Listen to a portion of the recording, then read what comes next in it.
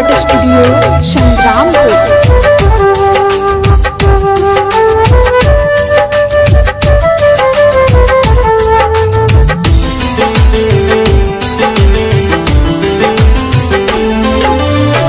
बचपन के प्यार हमर काहे भुलाइली गे, जियते जिंदगिया में हमारा मुआइली।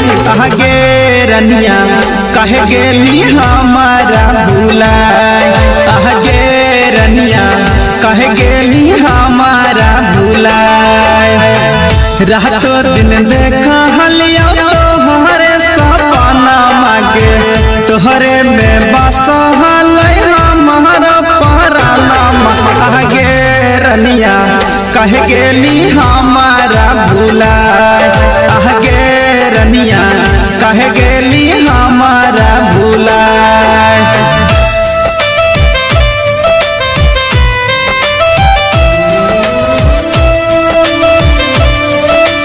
Music by Amit Gupta.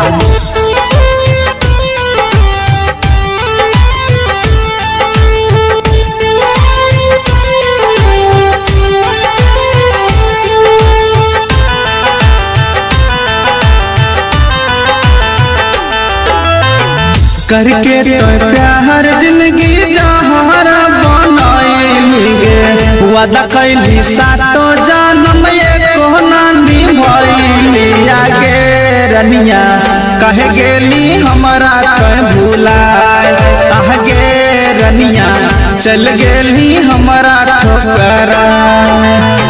हो तो बियाहवा जब जाई भी ससुरावा गे, अपने ही हाथ खिलाई के जहरा।